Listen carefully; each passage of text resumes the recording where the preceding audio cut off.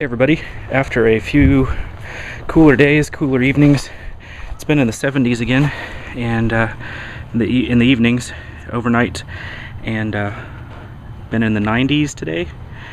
So I haven't taken out all of my tomato plants, almost all of them, except for the Voyage tomato here.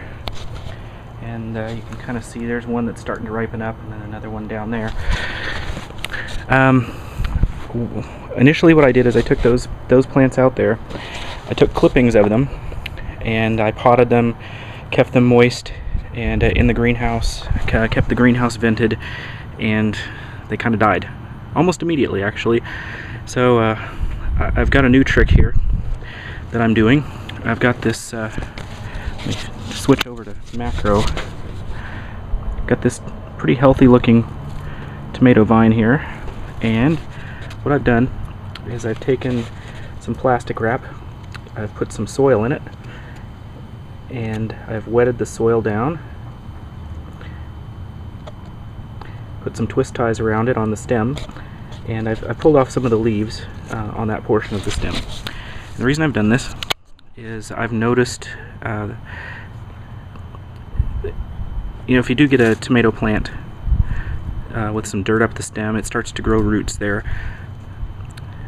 And I've noticed that some people who grow citrus and other fruit trees, what they'll do is if they want to take a clipping of the tree, instead of just clipping it and putting it in the ground and hoping that it'll take root, is that they will damage the bark a little bit, and they will put a little contraption kind of like that around there with some dirt, a little bit of water, and kind of tie it up.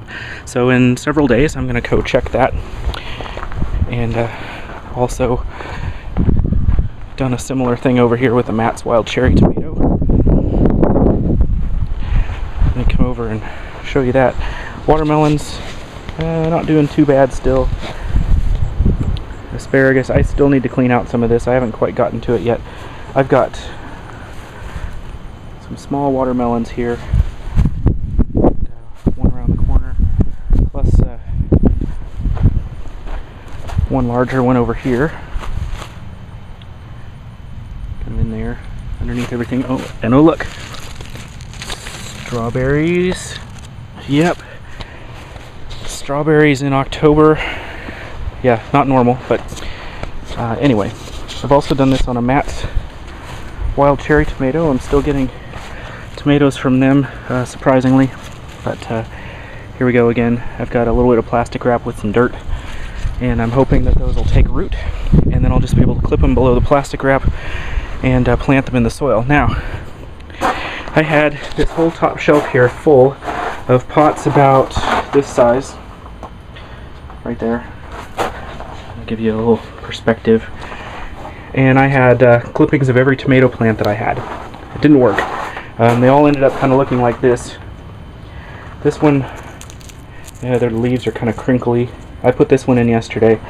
I've been keeping it watered. I watered it twice yesterday and once today, and I've got the greenhouse vented, so it's not getting too horribly hot in here. But it's about 90 outside, maybe it's 100, 105 out there in the greenhouse. I don't know. So this was the smallest tomato plant I could find. I dug it up. It was near the compost pile. I have no idea what kind of tomato plant it is, but probably won't even know later on, because it looks like it's on its way out. So if it does die, I'm going to put those. If the rooting works, I'm going to put those in there that I'm doing the rooting on. Now, what else do I have out here? Greenhouse is a little less messy than when I showed it to you before. I've got my tools and my dirt over here. Handy little area. Lucy likes to play with the gravel, so the floor is not quite as even as it used to be. But I have a trash can here. What would that trash can be for? Well, that trash can is completely full of water, and it is going to remain full of water all winter. It's got a dark blue top, and it's black. I may, if it's not getting too warm or warm enough, I may spray paint the top black, because we really don't use it for anything except for recycling and gardening now.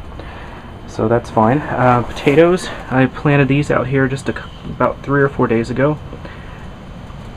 Got the potatoes growing there. There should be another one over here pretty soon, but Again, these are the organic potatoes. I'm going to leave them out here. Radishes I planted at the same time. Got a nice stand of radishes growing, and cucumbers.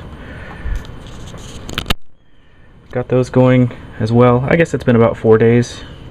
There's another one coming up over there. Now, what do I have over here? This says lime basil. That's what it is, actually. I've taken some of my lime basil seeds off my plant out there, and I've planted some lime basil. I've got some Matt's wild cherry tomatoes, some chocolate cherry tomatoes, some Buckbee's New, and a couple of ground cherries. These are, what are these? Spinach. I've got 4 pots of spinach, not very big. Each pot has 5 seeds in it. I've got 1,500 seeds, so I'm pretty sure I can spare 20 seeds there to get those started. And I'm waiting for my 3,000 lettuce seeds. Those should be coming in the mail. If they haven't already hit today, they should be coming in the mail soon. And then I'm going to be putting them on the shelf right there. Down below that I've got carrots in those 2 pots.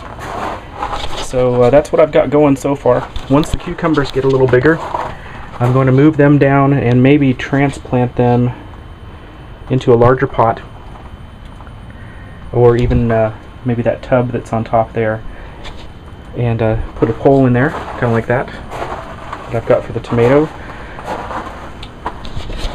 and we'll see how that goes. Anyway, that's a little update.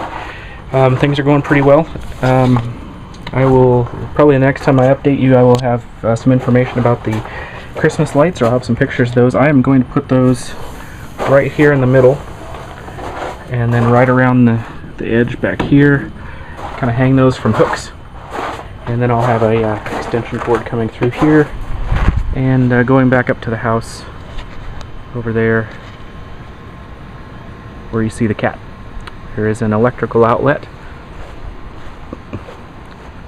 right up there between the deck slats. That's my plans. Alright, so anyway, take care everybody. Take care everybody, and have a good weekend, and we'll talk to you later. Bye.